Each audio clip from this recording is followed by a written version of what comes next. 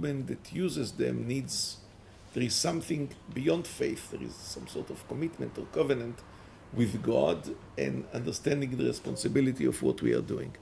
So when big data is applied only in order to solve a lawsuit problem from that Google will not be sued, okay, it's limited. There is no problem. But what Garrett spoke about before, about will it replace our judgment? And it's very tempting. You know, it was very tempting for the Roman officer to give over his detective abilities or his detective obligations, give it over to Rabbi Lazar, son of Rabbi Shimon. But he did not know, or the Romans did not know that he was unbiased, they did not know that he was so intuitive, and still they trusted him. And it's very tempting, because we are always lazy, it's very tempting to give over reason to someone else, our real reason, our values, to somebody else. We say, no, it was decided by the computer, it was decided by big data, it's backed by science. You know, we all say that it is backed somehow by something I don't understand, but it's okay because people say, because the machine says, we accept the answer. And this is a problem. And the two elements that are very, very human, the unbiased in the beginning and the seeing the entire story and taking into account the values, because, you know, there were objections. If you remember, Rabbi Yoshua ben Korcha told Rabbi Elazar ben Rishmon, you are very good, but your values are wrong. You should not, even though you are very, I don't doubt your ability. He did not say you kill innocent people. He said it should not be done this way.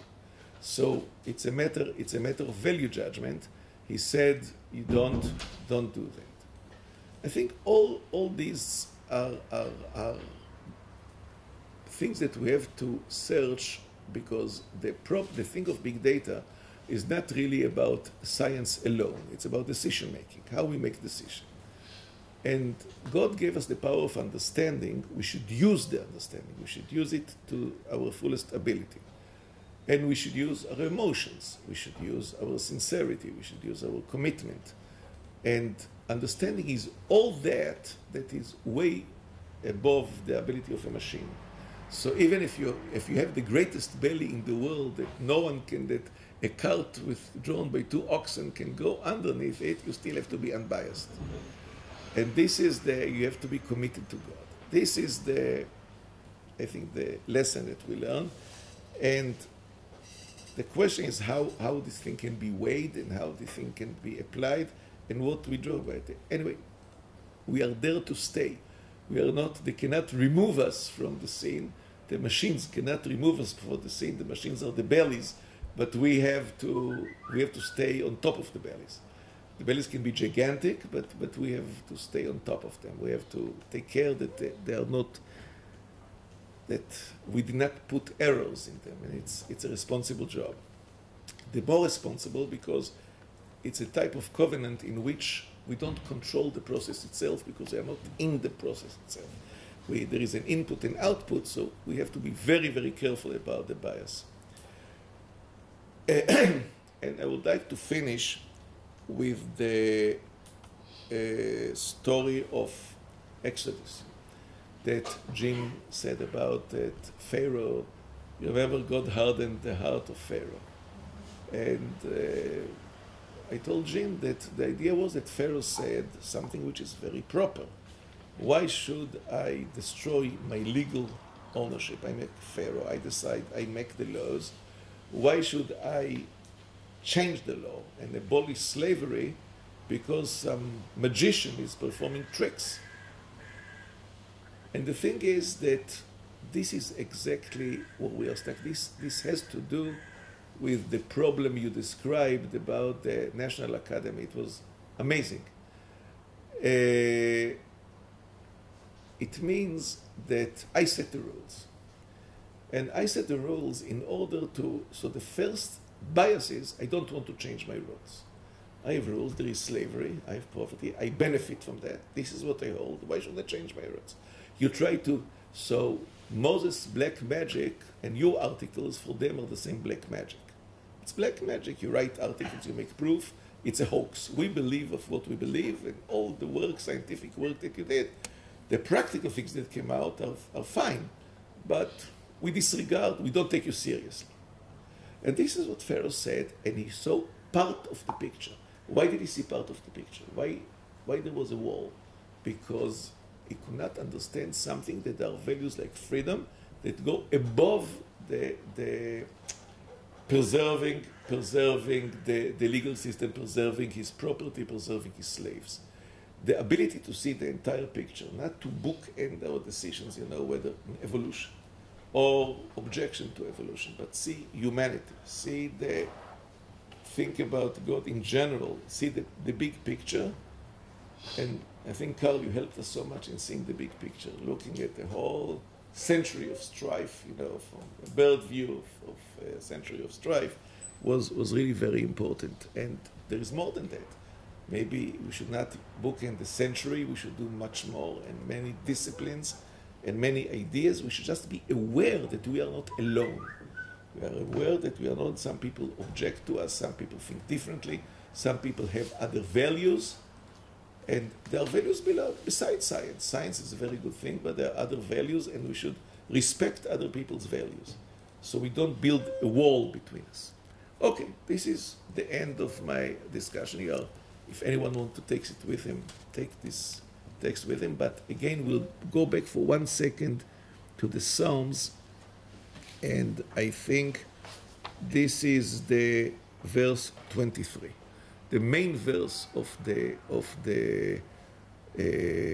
prayer, fantastic prayer, is verse 23. Examine me, O God, and know my mind.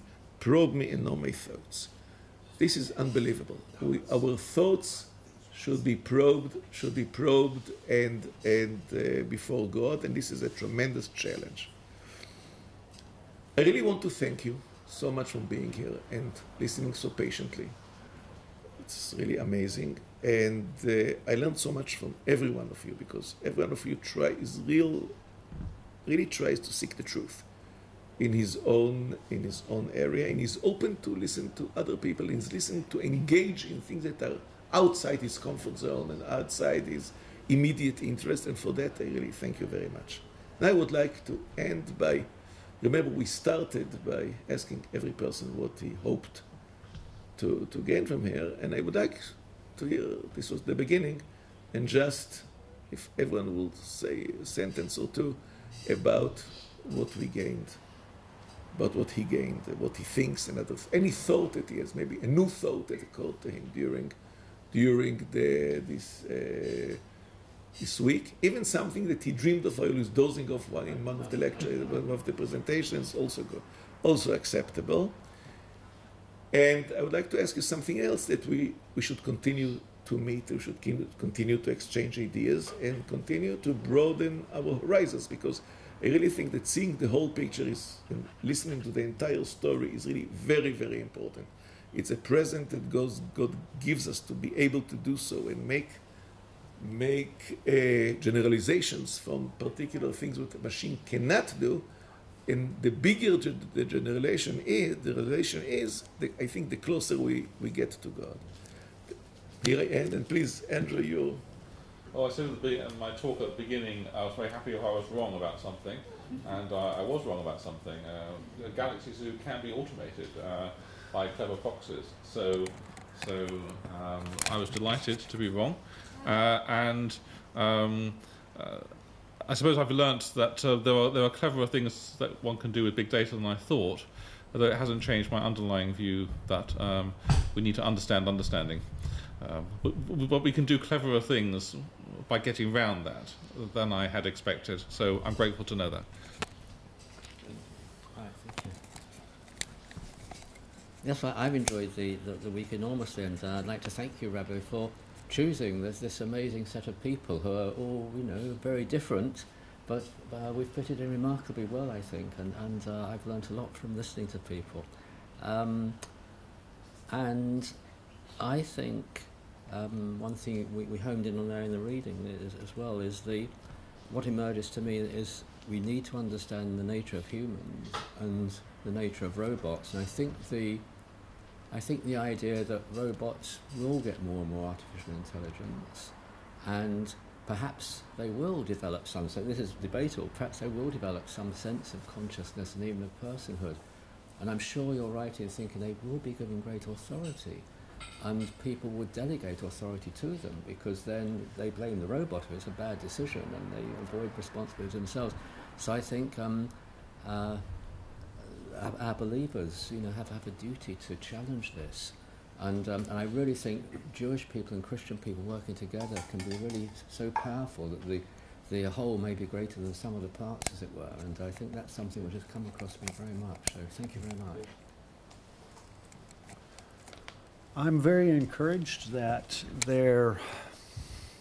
in these really important spaces to find people who are eagerly, in a courageous and humble and curious kind of way, exploring these big questions from a faith perspective, and not being shy about bringing their faith to bear on these topics that are thrown up by science. And that's really encouraging to me, because it doesn't happen as often as it should.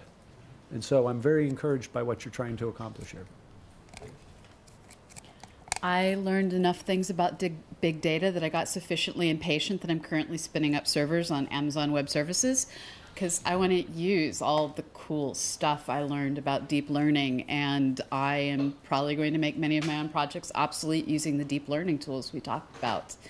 And I want to clear the path of the work I'm supposed to be doing to start trying to use the tools I learned here to explore more data mineable things at the edge of science and religion, and see how these different groups do and don't network through social media. And I'm definitely going to be chasing you down to see what we can figure out to do. So I want to play with all the information, all of it.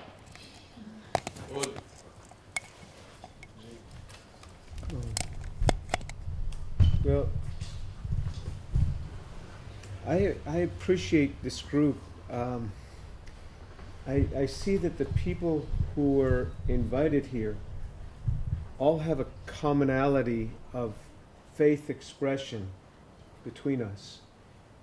And the people who invited us have a commonality of faith expression. And I am really moved by the humility among this group to learn from one another. I mean, I came with quite a passionate cry at the end.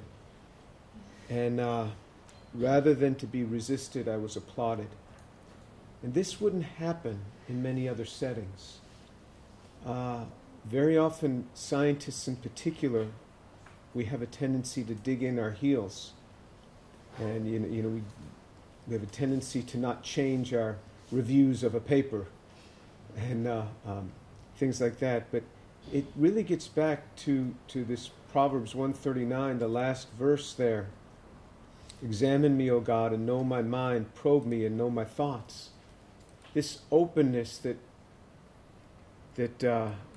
you are in heaven and I am on earth. God is in heaven and we are on earth. And this whole idea in the New Testament, it puts it this way. It says, let a man examine himself, and so let him eat of the bread and drink of the cup.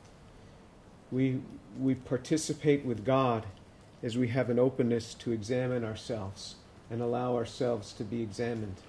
So I appreciate the group that you gathered together. It's quite a unique group.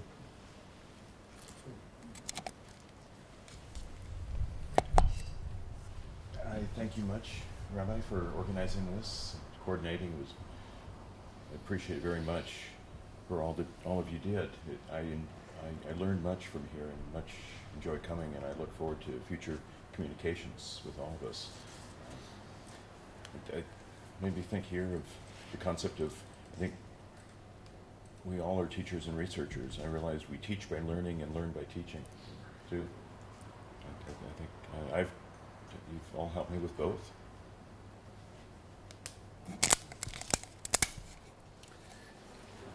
You asked us when we first came here what we had hoped to achieve in this meeting, and I achieved far more than I had hoped.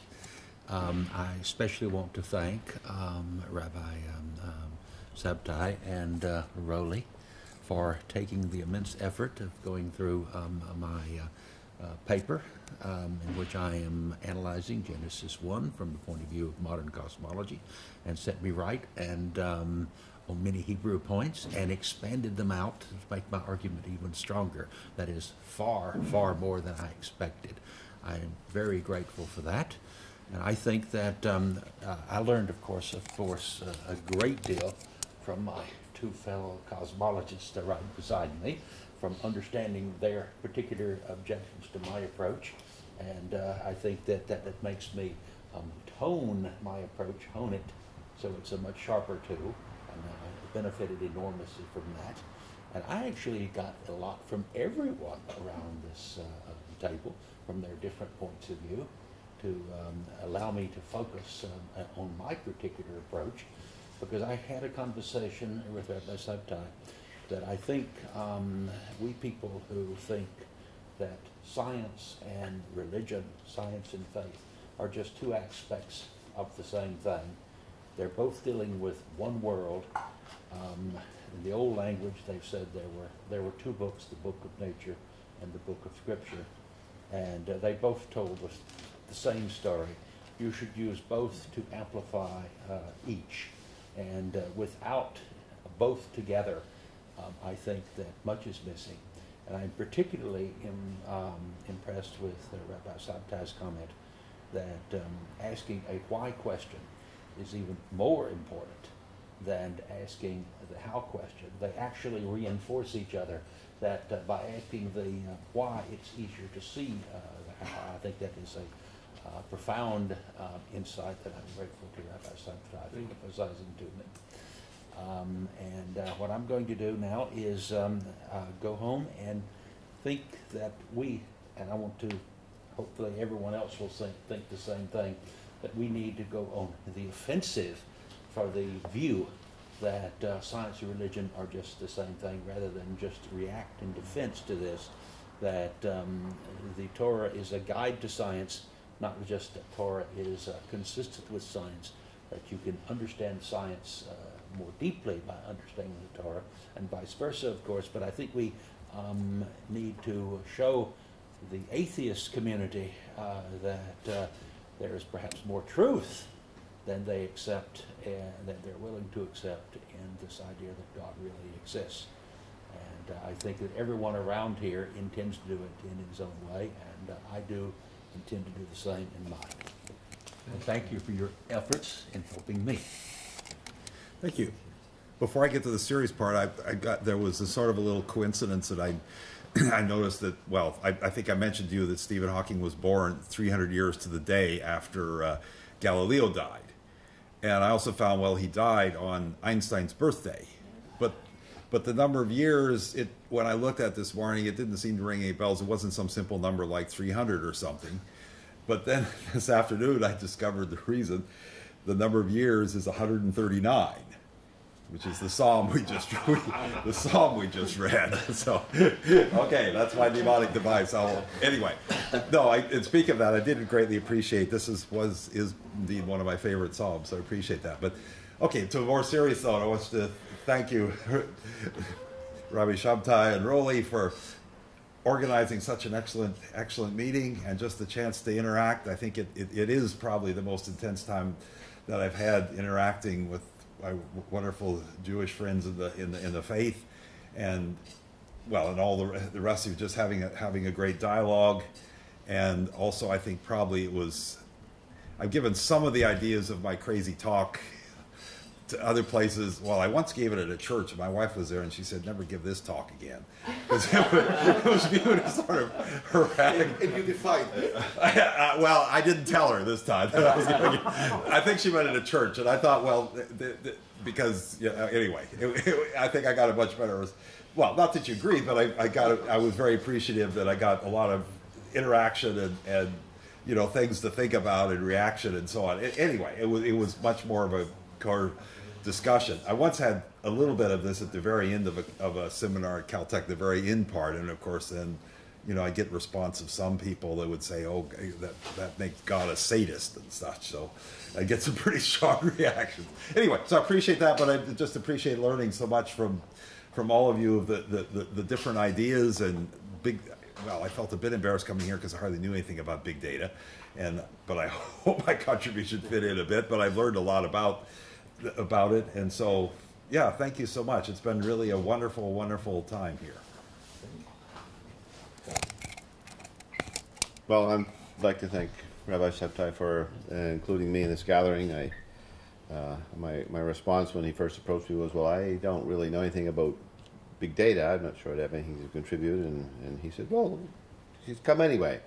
I'm glad I did. I feel blessed to have been in a room where everybody is smarter than I am, so it gets a chance for me to learn a little bit more than I knew when I came in. It's always extremely humbling, I think, to be in a room full of very smart people who have different ideas than you do. I think if you're really honest, there's nothing that quite presses humility on one as to see other people who are smarter than you are, who think differently than you are. I mean, that makes you think about your own positions, and just this group has been so interesting for me to engage. Some of you I've seen before, and I mean, it's great to meet Frank. I've read his books kind of over the years and kind of known of Frank Tipler, and he's more than living up to his advanced billing there. And Jim from Rice, I mean, I'm so impressed with your passion and your work and your attitude, considering the battles that you've been fighting, and really all the rest of you. So I'm just very thankful to be part of this. So thanks for including me. Thank you. And now we are going to a tour of Bnei Brak, and I just won't tell you what you will see because we won't be able to be too noisy to talk to you. You'll see part of what shaped Jewish study. You'll see people studying in a big yeshiva, and usually when you study, quietness. Every library, you know what's the main rule: A, don't eat up the book, and B, be quiet. But be quiet is more important than eat the book. And I'm alluding to the name of the road. You know, it's very dangerous to eat the book. Are you saying eat, E-A-T? Yes, eat the book. Don't eat the book. Yes, don't consume the book. Yeah. And be quiet. Now you'll see people studying, hundreds of people studying, and the noise level is terrible because they all argue with full voice, and since it's very noisy, they have to raise their voice above the noise of the people around you, and it goes on, and this is the way we study. Why? So maybe it's something. I just thought about what Carl said. Maybe when you're surrounded with people smarter than you begin to cry really. So, and what is the reaction if you meet smarter people that are smarter than you, and think differently? You either decide they are not smarter than you really because they think differently. So it's a fact that they just pretend to be smarter than you, but they can't be because they think differently. But acknowledge that they're smarter than you and still think differently, and you hold to your position. Then you start arguing. Then you start then you begin to be nervous, and you cannot be quiet about it. So you'll see this is the way people study. This is the way they do. And the result is very interesting. I don't know any society or any group of students that really study hour after hour methodically in such tremendous noise. And these people say, when they are alone, when they go home for Sabbath, they go to the synagogue and they sit and learn, it's quiet. It's not the same thing. It's not as creative. Okay, this is one.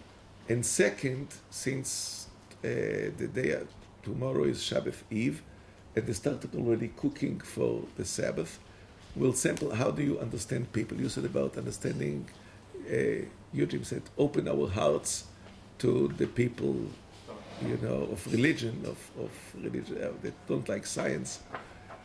we'll open, you remember the bellies, we'll open our bellies to the food. And this is what we'll do. We'll eat some of the Sabbath food